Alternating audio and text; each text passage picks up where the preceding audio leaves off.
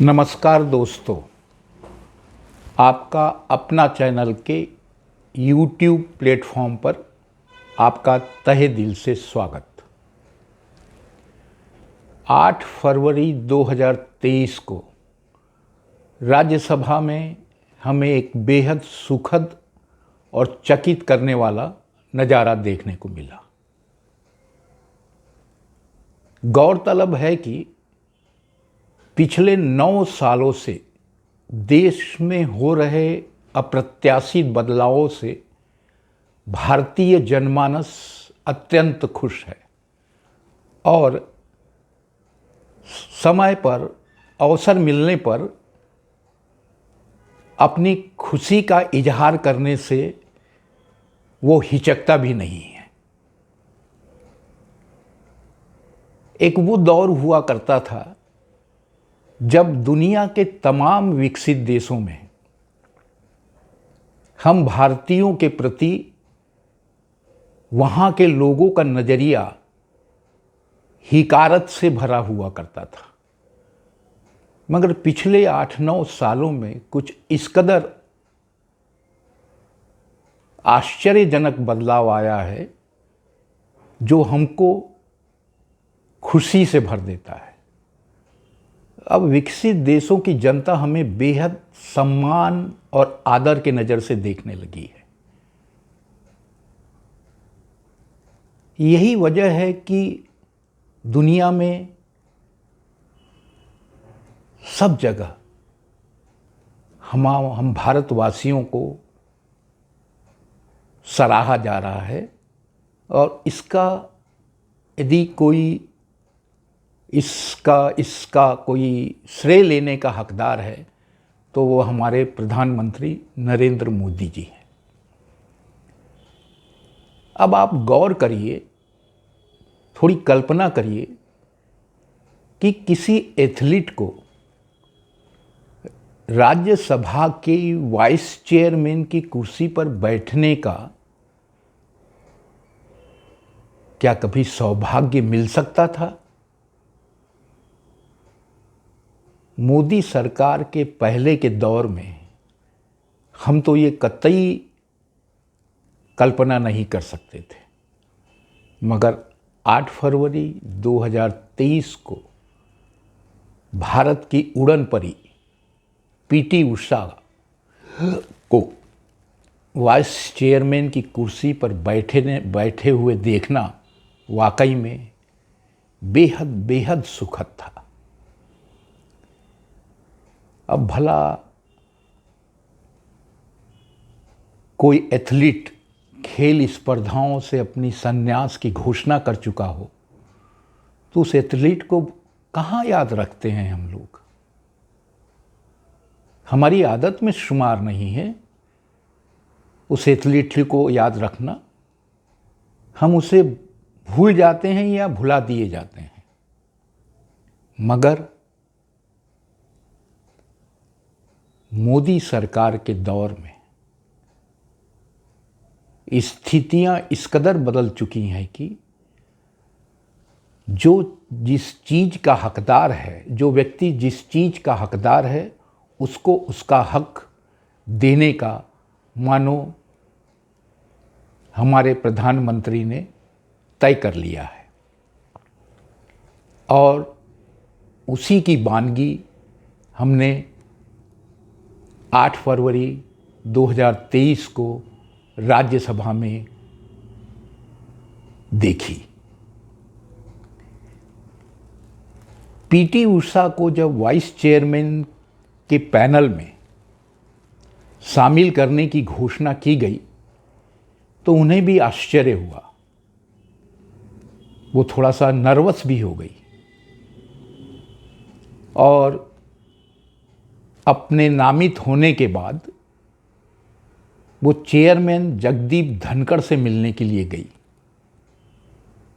और उन्होंने कहा कि सर, मैं इस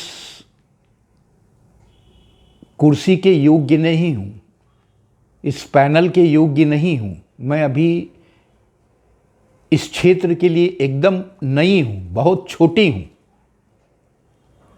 तब वाइस चेयरमैन साहब ने उन्हें ढांढस बंधाते हुए कहा, और कहा साफ तौर से कि आप सबसे योग्य हो।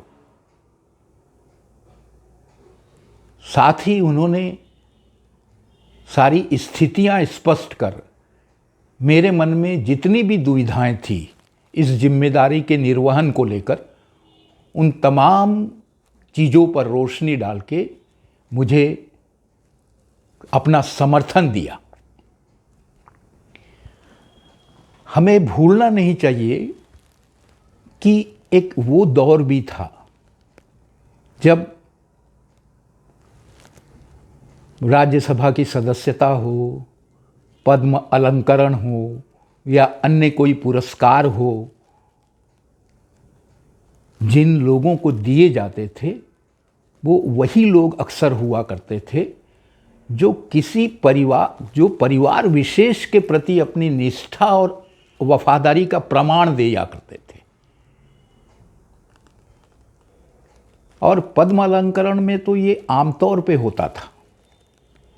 जब पद्म अलंकरण प्रदान किए जाते थे तो हम अक्सर देखते थे कि भाई कुछ ऐसे भी व्यक्ति हैं जिन्हें ये प्रदान किया जा रहा है, जो इस पद्म अलंकरण से नवाजे जा रहे हैं, उनका देश के प्रति योगदान क्या है, ऐसे किस पैमाने पर परख कर इनको ये दिया जा रहा है। इसमें एक बेहद बहुचर्चित नाम था फिल्म स्टार सैफ अली खान का, और चूंकि उनकी माताजी शर्मिला टैगोर गांधी परिवार के बेहद निकट थी, उस परिवार के प्रति उनकी अपनी निष्ठा थी, और उस निष्ठा के एवज में सैफ अली खान को पद्मश्री पुरस्कार से नवाजा गया था। और ऐसे अनेक उदाहरण मिलेंगे, चूँकि मैं उन नामों को यहाँ गिनवाना नहीं चाहता और न ही गिनवा कर किसी का मैं अपमान करना चाहता हूँ, मगर ये दौर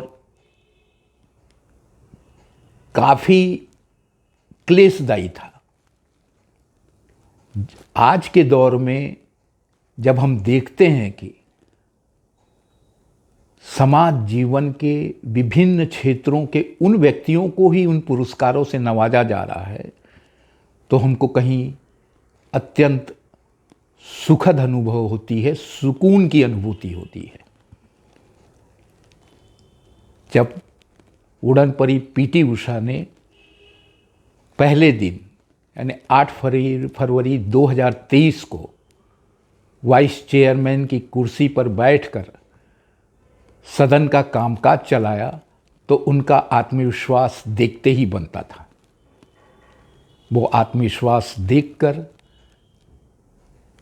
हमको लगता था कि भाई आने वाला समय निश्चित रूप से पूरी तरह से अत्यंत संभावनाओं वाला होगा, जिसका जो हक है उसको वो हक अवश्य मिलेगा, बशर्ते कि वो अपने फोकस पर, अपने टारगेट पर, अपने लक्ष्य पर कायम रहे। जैसे ही उस दिन का कामकाज खत्म हुआ, सदन का यानी राज्यसभा का कामकाज खत्म हुआ, पीटी उषा ने पत्रकारों से बतियाते हुए कहा कि भाई मैं जब इस पैनल पर सदस्य के रूप में मेरे नाम की घोषणा हुई तो मैं थोड़ा चिंतित हो गई,